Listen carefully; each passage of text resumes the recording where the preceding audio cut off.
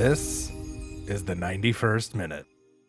New Tottenham Hotspur manager Ange Postecoglu celebrated his first home game in charge with a 2-0 victory over Manchester United on Saturday, thanks to Pape Matar Sarr's first ever Premier League goal and a late own goal by Lisandro Martinez.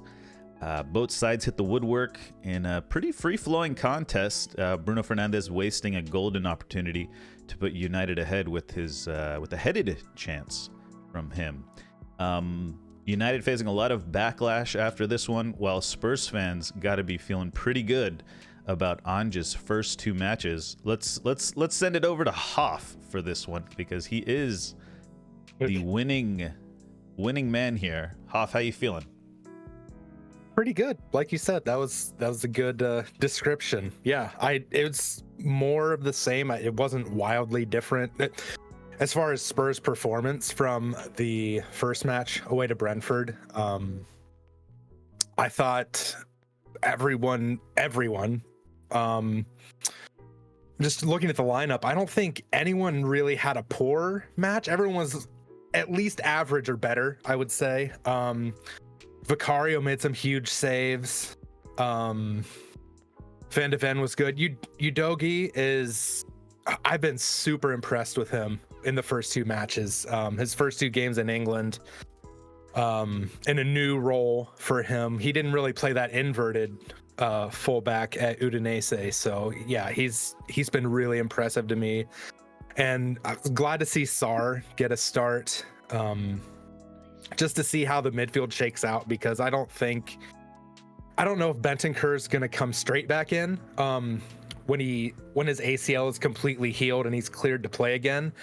But if Sarr, Skip, even Højbjerg, if those three can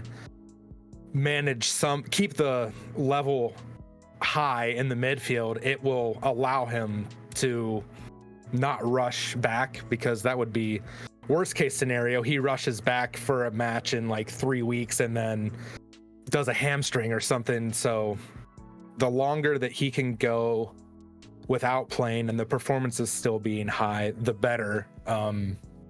But I think the difference once he does come back fully healthy will be hopefully noticeable if he performs like he did under Conte, which, to contrast that with Basuma under Conte, he was basically non-existent. So yeah, it's wild how different the team has been, and it's mostly the same players. Yeah, it's night and day. And the defense in this match, I think that there are going to be chances given to the other team. That's how they're set up. Like I said earlier, Vicario made great saves, and I felt like United were wasteful with a few chances. And so that helped. So I wasn't expecting many clean sheets this year, so I'll be happy with whatever ones come our way. Yeah, I think that's yeah. Bentancur got injured at the end of last season, right? So he hasn't trained at all with Ange, right? No. They're expecting him. They said mid-September at the earliest. But yeah, he did his ACL. I think it was April, early April. So I think even September would be really impressive if he came back full strength then. Okay. Cultured, how's what's going on with United? It's just a bit. Well, I think the first half we actually played really well. I think the first half was a good indication, I think, of what Ten Hag wants to do. Bruno should have scored. Rashford had a couple of chances, but I don't think we threatened Spurs enough. I think the midfield still looks a little bit disjointed, I think is a good word for it. Casemiro, Mount and Bruno in there looks... I'm not sure if it's going to work or it's a ploy from Ten Hag to be like, this is what's happening, and this is why we need a replacement for Casemiro or someone that can come in alongside Casemiro. Casemiro's looked very tired very early on in games, which is a concern, I think. I don't know. It's not that we're playing badly. Obviously, I joked at the beginning that our team are playing shit, but I don't think we're necessarily playing badly. It feels and looks like all the other teams, the teams we've played so far, are just fitter, in a better stage of their sort of pre-season. Maybe they took it more seriously or whatever, but Tottenham looked to be more energetic towards the end of the game. I think both teams ran out of steam at about 70 minutes. But yeah, it's just a tough one. It's definitely tough to see Spurs get a new manager and look like all the players have immediately settled into how that team want to play, where we've had Ten Hag for, a season now, and it looks like players are still getting used to the transitions he wants to do. We started last season very poorly, didn't we? And recovered from it and had a very good middle and end of the season, which was good. There's a few blips in there, but I'm trying not to be too negative too early. Mount, I want to give a bit more time to. Anthony, the front three have been, awful, really. Garnacho's looking like he should only come off the bench at the moment. We need Højlund to come up front as a sort of focal point up front. Rashford needs to go back to the left. That is where he plays his best football. So there's a lot of things in there that you can look at and go, it needs to improve. And it has to happen quickly, because you give up 2, 3, 4 games early on in the season, and it's really hard to recover from that. So it's very tough. It's very tough. I'm not losing faith. I'm not going to be one of those reactionary fans that's like, Erik Ten Hag out. No, he's got to go. He's rubbish. Like, obviously he's not. He's a very good manager. It's interesting to see what we're going to do in the rest of the transfer window. If we're going to do anything. Rumours are that we're not going to do any more deals unless we sell, right? We've got to sell to buy, I think, is what the state we're in at the moment. So yeah, it's just a little bit downheartening at the moment to see how we played last season and how it hasn't transferred into the start of this season. And pre-season was okay. I think, we beat Arsenal, but after that it wasn't very good, and that's why I never read too much into pre-season, because it depends on what you do at the start of the season, and we haven't done very well, let's be honest about it. So yeah, but I think Tottenham, with their second half performance, I think Tottenham deserved the win. I don't think we did enough. Yeah, I'd agree with most of that. There was one big decision. There was a big handball decision that on Garnacho's shot off Romero's arm. I don't know. What did you guys feel about that one? Right. Hoff? Wow. Yeah. Was it a penalty? It was a penalty. It was a penalty. Okay. Hoff, was it a penalty? If the one given in the Women's World Cup is a penalty, that's in the final. That's then the Man United one's a penalty. It's the lack of consistency. Like, was it a penalty? I'm keeping it consistent all year. I have no idea what the fuck a penalty, a handball, a foul in the box is. I don't know what it is. I don't know what it is. No one, the people that are calling the game don't know what it is. How am I supposed to know what it is? I'm asking you. What do you think it was? Ask me. I haven't asked. I'm waiting for Hoff right now. Did you think it was a penalty? They didn't call it, so it doesn't matter what I think. Well, obviously it doesn't matter what you think or what I think, but I'm just asking your opinion. You don't have to give it, I guess. Milo, what do you think? Do you think it was a penalty? Look, I can see why you're upset. I can see why yes or no question here, guys. I can see why you're upset. I'm not upset. You were. You are, and that's understandable. I'm upset. It's not given. Are you trying to gaslight me right now? I'm not upset. I'm asking you. I find it hilarious that Culture brought up the pre-season victory over Arsenal. Okay, we can talk about that. We can talk about that as a positive. Yeah, the winning mentality is off to a great start. No, look, forget all that. The penalty incident. Look, obviously, I could see it being given. So you don't think it's a clear penalty? That's what you're saying, right? Their official reasoning. I haven't looked at it. Forget about them. I'm asking you. Well, you're not letting me finish. Oh, you're saying blah blah blah. Just yes or no. That's all I'm asking. The official take on it is that his arm was not in an unnatural position and all that stuff. Now, I didn't watch it from every conceivable angle, which I'm sure you have, and rightly so. It's your team. There was no official take. I couldn't give two shits whether you got a penalty or not. And You're making it up. Does it not serve you a little bit right after the Wolves thing last week? I didn't hear this furore from you last week about Wolves not getting a penalty. No. You didn't say a fucking word. You were like, yeah. And now, guess what? It's happened to you and you're upset about it. Well, there you go. It swings and roundabouts, isn't it? It's football. It definitely should have been a penalty. Milo's on his Donald Trump making shit up vibe right now. So you do go ahead, do your thing. Hoff, do you think it was a penalty, you personally? When I saw it live before the replay, I didn't think it was, and then they showed like the reverse angle, which the official doesn't have. I mean, the match official doesn't have. Obviously, the VAR guy does, and I thought it was.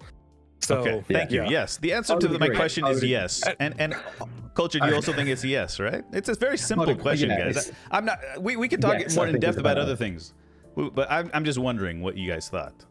Yes, 100% is a penalty, and I'd expect it to be given against and that's all I'm asking. That's all I'm asking. That's all I'm asking. Also, to the Culture, you kind of mentioned it. People calling for Ten Hag's head, right? You know, people are saying, you know, the season's over. Klopp in his first 4 seasons, 0 trophies, 8th place, 4th place, 4th place, and then 2nd place. Arteta in his first 4 seasons, 8th place, 5th place, then 2nd place. Ten Hag in his first season, 3rd place and a trophy, and we've just lost 1 game. So, you know, the people getting all crazy about Ten Hag. Just relax, okay? Relax. You know, obviously XG does not win games, we all know, but XG for the game was 1.5 Spurs to 2 for United. There was just some clear-cut chances that we didn't capitalize on, and we really are missing a 9. I was really upset with, obviously, as always, but there was a bit of reaction from Rashford, which I don't think I'm picking on Rashford for this. He's our main man. He's supposed to be our best attacker, and when he came off the pitch, he threw down his socks and this and that, you know, and there were so many occasions where the ball came to him and he just made poor touches, let the ball get away from him. I don't know if he's in some pouty mode where he thinks he should be playing on the wing and he shouldn't be playing striker, and he's feeling sorry for himself. But all of our great attackers in the past, Rooney, Ronaldo, even Nani, they played on the left, right, center. Rooney played in midfield at some points when we didn't have depth, or, you know, we didn't have players to play in midfield.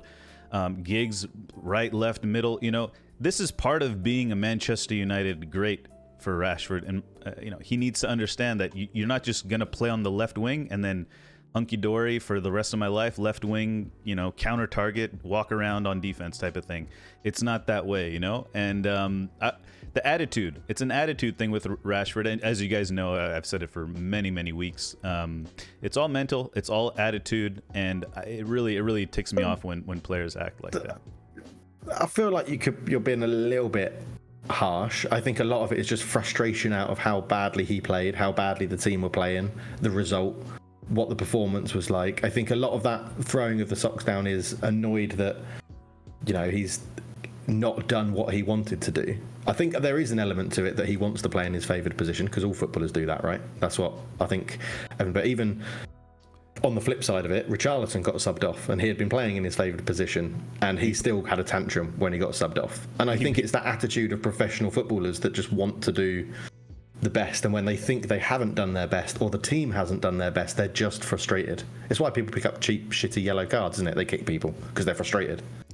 Sure. So, yeah, that could be it as well. But I don't know. I still expect more from Rashford. Another interesting stat I saw here was Casemiro has been dribbled past 6 times this season already, and Mason Mount 4 and Bruno Fernandes 7. Other players on this list: Conor Gallagher 3 times, Alexis McAllister 3 times, Bissouma 2 times, Rodri once, Declan Rice once. United topping the list with those 3 alone. I think this new pressing, you know, that Ten Hag is trying to implement, is something that may need to be tweaked because we're struggling with it right now. Last season we started with 2 defeats, and then the third game was against Liverpool, and we turned up for that. We changed our formation, or we changed our play style. With instead of playing out of the back with De Gea, we started playing long, etc.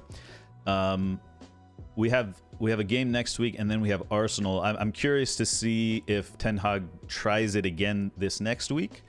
And then if it doesn't work, then we switch it up for Arsenal, or if we switch it up next week, because that would be the third game of the season as we did last year. But yeah, I think at the beginning of last year, Ten Hag was trying to play a system with players who didn't fit it, I think on purpose, like you mentioned, Cultured. And I think he's doing the same. He might be doing the same thing now, maybe trying to ask Casemiro to press high. Similar to in the Community Shield when Thomas Partey was asked to press high and Phil Foden kind of dribbled past him, and which created the goal. This could be, I feel like Casemiro is more similar to Partey in that sense, and the pressing, maybe why Partey is playing right back for some of these games. But we'll see if he tweaks things next week or maybe against Arsenal. But then after Arsenal, we have a quote unquote, obviously in the Premier League, no easy games, but we have an easier run after Arsenal. So I'll be curious to see how things go next week. And the XG just screams we need a goal scorer. Just for the record, I was hoping for a draw in this game. Being the teams that we're playing. I also would like you to get a win in your next game, because like last season we faced a United that was under a lot of scrutiny and a lot of threat, and then we ended up losing that game. Although that one was at Old Trafford and this one is at the Emirates, so I do still think it may favour us. But obviously we'll get to Arsenal when we get to that segment. But yeah, I thought I did watch the game. I just didn't watch the replays over and over. But Tottenham looked good for it over the 90 minutes. So yeah. Interesting. Keep an eye on them. I think half question for you with Ange. Obviously off to a good start, and you'll be happy about that. The football being played is slightly different. Yeah. Which you've obviously spoke about how you're happy about that. I guess my question to you is, you've got to see if that, I hate to use the word, but I don't. The Spursiness of it is gone under Ange. So you'd have these spells of winning games, getting quite good results, but then you'd go on a losing run, or you'd unexpectedly lose to someone that perhaps you shouldn't have, and you know what I mean? Do you think, are you seeing enough to believe that is behind you, or is it just too early to tell? I think the mentality is still changing,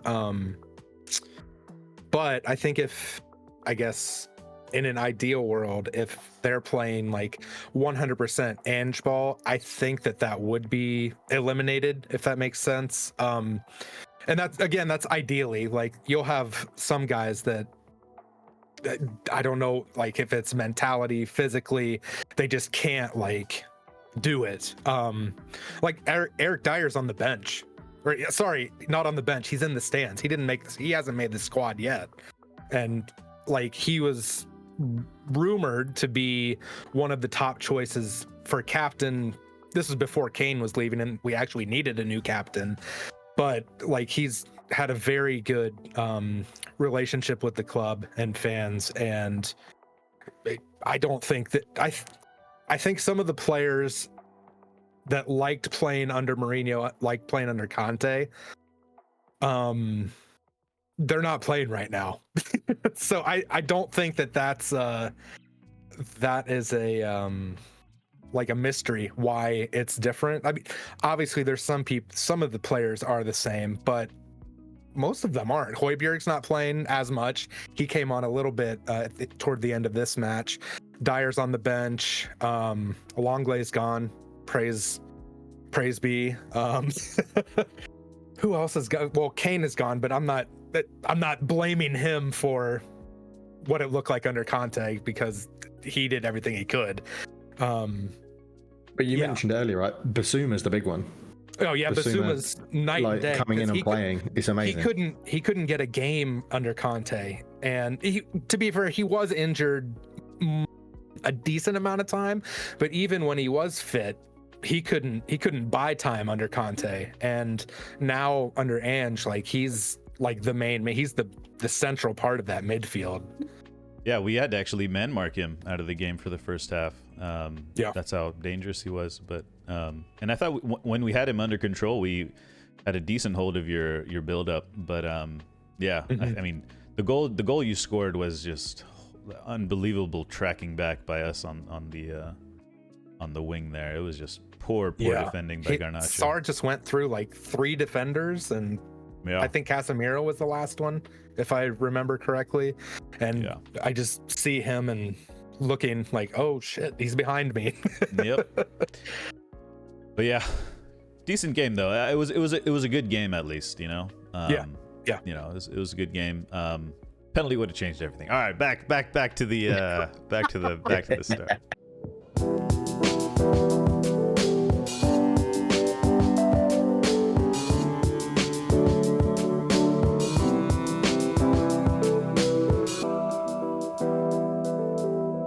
Subscribe to the 91st Minute here on YouTube and use the links in the description to follow us on all social media platforms.